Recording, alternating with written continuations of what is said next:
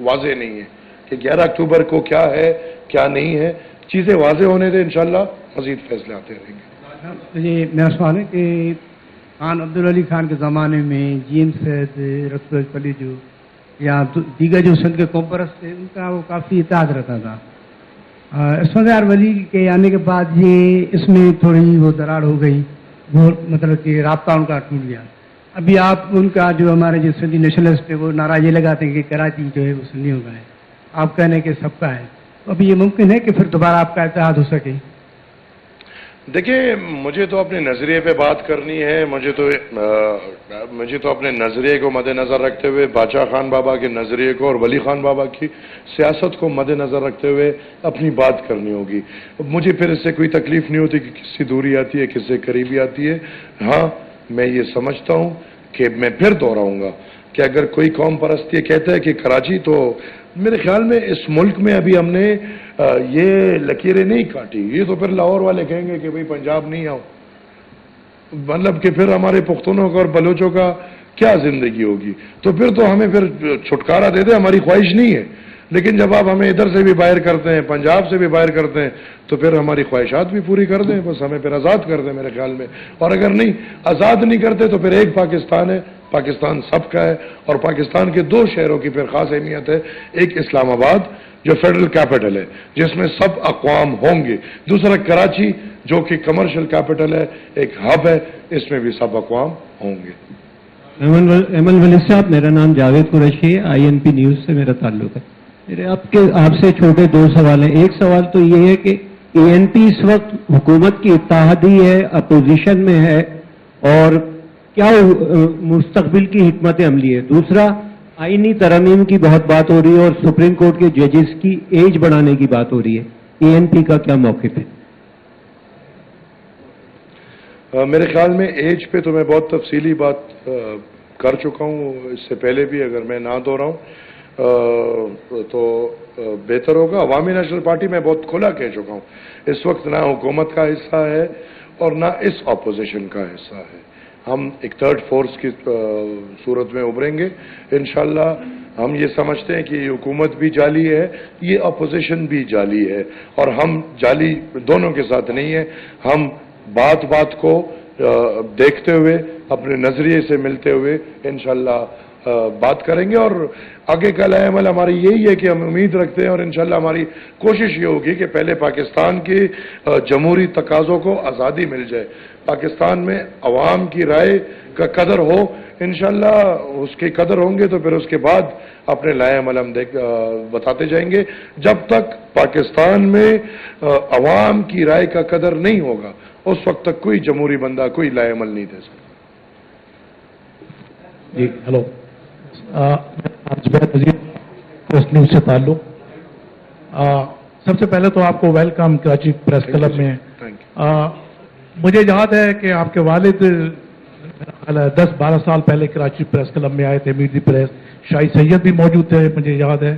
تو آپ نے جو ابھی بات کی کہ ایک سازش کے تحت پختونستان میں جو ہے آگ لگائی جا رہی ہے، تو اس وقت تک آگ نہیں لگی تھی جب اسفندیار صاحب آئے تھے. تو انہوں نے سر پر ہاتھ رکھتے ہوئے مجھے یاد اچھی طرح سے کہ کہا تھا کہ جو آگ لگے گی تو پھر دنیا دیکھے گی.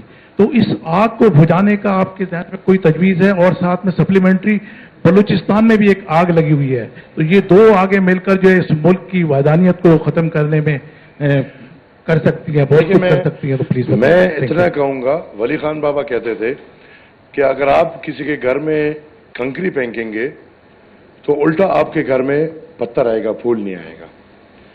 پاکستان کا اپنا کردار ہے، جس کردار کی وجہ سے آج پختونخوا اور بلوچستان ڈی سٹیبلائز ہے، جس کردار کی وجہ سے آج پختونخوا اور بلوچستان اس حد تک پہنچ چکا ہے کہ ہمیں کبھی کبھی ڈر لگتا ہے. جس طرح یہ پہلے بلوچستان میں ہوا تو پاکستان کے کوریڈورز میں یہ خوف اور ہراس پھیل گیا کہ بلوچستان کو ہم کھونے والے ہیں.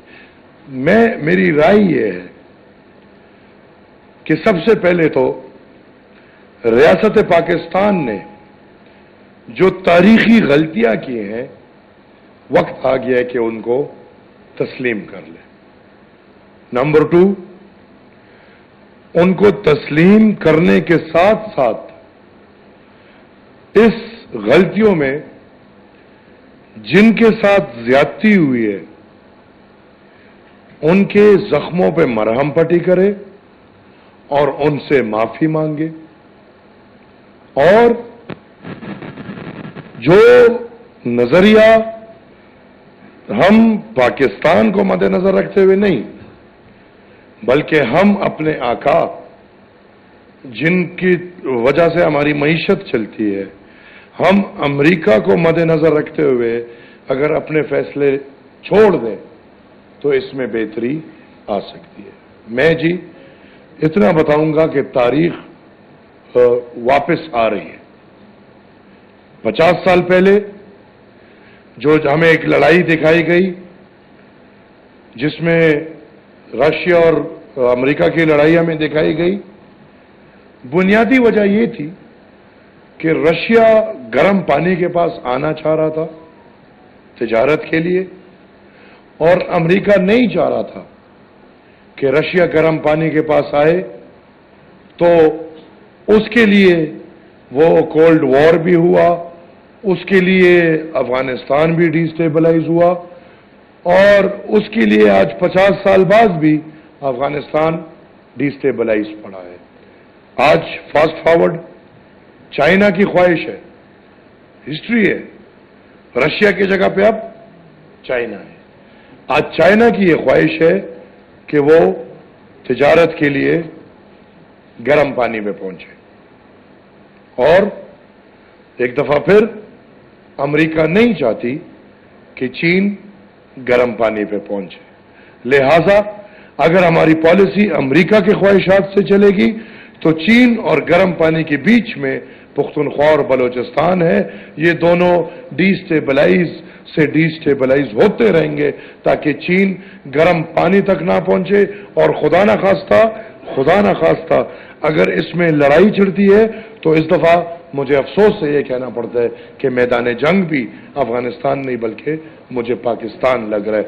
لہذا پاکستان کے ریاست کو اب تاریخی طور پہ جو وقت آ گیا ہے جس میں ہم سمجھتے ہیں کہ پاکستان تباہی کی طرف جا رہا ہے، تو وقت آ گیا ہے کہ اب اپنے وہ تباہی کے نظریے یو ٹرن لے لے، ان غلط نظریوں سے واپس پھیرے، لوگوں سے معافی مانگے، مرہم پٹی کرے، اور پاکستان کے فائدے کے لیے اپنی پالیسی بنانا شروع کرے۔ جناب، میرا نام احتشام مفتی ہے اور میں ایکسپریس نیوز سے میرا تعلق ہے۔ ANP ایک سیاسی جماعت کے طور پر اس کا معاشی بہتری کا ایجنڈا کوئی مرتب کیا ہے ANP نے، جس طرح دیگر سیاسی جماعتیں ابھی متحرک نظر آ رہی ہیں۔ جو GDP گروتھ کی آپ دیکھ لیں، جو بے روزگاری آپ دیکھیں، جو انفلیشن دیکھیں، جو IPPs کے ایشوز ہیں، اس پہ ANP کی طرف سے کچھ خاموشی نظر آئی ہے۔ ہم نے IPPs پہ بہت کھل کے بات کی ہے، اور میں پختونخوا کے لیے خاص طور پہ میں نے یہ بات ضرور کی ہے کہ پختونخوا میں 1 یونٹ بجلی IPPs سے نہیں بن رہی۔ ٹھیک ہے، IPPs کی بجلی جہاں بن رہی ہے انہی لیڈرز کا یہ فیصلہ ہے، یہ بوجھ انہی پہ ڈالا جائے، مجموعی طور پہ پورے پاکستان پہ یہ بوجھ نہیں ڈالنا چاہیے۔ اور میں یہ سمجھتا ہوں مفتی صاحب، کوئی بھی گھر قرضوں سے نہیں چل سکتا۔ ہمارے بدقسمتی سے جو محنت کر رہے ہیں، جو لگے ہوئے ہیں، وہ اس میں لگے ہیں کہ قرضہ کیسے آ جائے گا، 2-4 پیسے کیسے آ جائیں گے، اس سے ہمارا GDP گروتھ ہو جائے گا، اس سے تو ڈالر کم ہو جائے گا۔ لیکن یہ کب تک؟ مفتی صاحب، اگر آپ کا اپنا گھر بھی ہو جس میں خرچہ 20 روپے ہو، کمائی 1 روپے ہو، 15 روپے قرضے کے ہو، 5 روپے سود کے ہو، کیا یہ گھر چل سکتا ہے؟ یہ گھر کبھی نہیں چل سکتا۔ میں نے یہ مشورے فلور آف دا ہاؤس پہ دیے ہیں کہ سب سے پہلے اپنی شاہ خرچیاں ہمیں ختم کرنی ہوں گی۔ ہم نے تو پاکستان کو آزاد کیا، لیکن بدقسمتی سے آزادی نہیں ملی، ہم انگریز کے نظریے کے پابند رہ گئے۔ ادھر آپ DC کا پروٹوکول دیکھیں، ادھر آپ کمشنر کا پروٹوکول دیکھیں، ادھر آپ AC کا پروٹوکول دیکھیں، ادھر آپ DPO کا پروٹوکول دیکھیں، ادھر آپ DSP کا پروٹوکول دیکھیں۔ ادھر آپ جو سیکرٹریز ہیں ان کا پروٹوکول دیکھیں, ادھر آپ ممبر پارلیمنٹ کا پروٹوکول دیکھیں, ادھر آپ منسٹرز کا پروٹوکول دیکھیں, ادھر آپ وزرائے اعظم اور صدر کا پروٹوکول دیکھیں. یہ نہیں چلنے والا, یہ ملک اس طرح نہیں چل سکتا. ہمیں تمام شاہ خرچیاں, سب سے پہلے ایک گھر جب بھی قرض دار ہوتا ہے تو اس گھر کی یہ کوشش ہوتی ہے کہ فالتو جو فضول خرچیاں ہیں اس کو ختم کی جائے. اور میں یہ سمجھتا ہوں کہ وقت آ گیا ہے کہ پاکستان کے تمام تر اشرافیہ کو شاہ خرچیاں, یہ جو بڑے بڑے بینیفٹس ہیں, ان سے ہاتھ دھو کے عوام کا سوچنا چاہیے. نمبر 2, ہمیں معاشی ایک ایسی پالیسی بنانی چاہیے جس میں ہم اپنے ملک کو فائدہ دیں. ہم نے تجارت بند کی ہے, اب ایک ملک میں جب تجارت بند ہوگی کیا اس ملک میں معاشی بہتری آ سکتی ہے؟ نہیں. میں یہ سمجھتا ہوں کہ پاکستان کے ارد گرد ہم سایہ ممالک, افغانستان, ہندوستان, چین, بنگلہ دیش, جو بھی ہیں, ان سب کے ساتھ ہمارے اچھے تعلقات ہونے چاہیے, اور اچھے تعلقات سمیت ہماری ایک بہترین ٹریڈ ہونی چاہیے. اس سے ہماری جی ڈی پی کو بہت فائدہ مل سکتا ہے. اس کے بعد آپ دیکھیں, ہمارے جو شاہ خرچیوں کی بات ہوئی, ہمارے ادھر بڑے بڑے گھر دیے ہوئے جی سرکاری. میں یہ سمجھتا ہوں جو ACs, DCs, commissioners, secretaries, اور ان کو یہ جو بڑے بڑے گھر دیے, اگر ان سب کو بھی بھیج دیں تو شاید ہمارا کوئی کام بہتر ہو جائے. اور اس کے ساتھ ساتھ میں نے تو مشورہ دیا, اس دفعہ بھی ملک کو چلانا ہے. اس وقت میرے پاس ایک بنگو آئیڈیا ہے. ہاں, چونکہ ہم غلام ہیں تو غلامیوں میں اپنے آزادانہ فیصلے نہیں کر سکتا, لیکن اس وقت اگر آپ میرے سے ایک پوائنٹر مانگے تو آپ کو بھی صحیح نہیں لگے گا, لیکن پاکستان میں جتنا بھی بلیک منی ہے اجازت دے دو اجازت.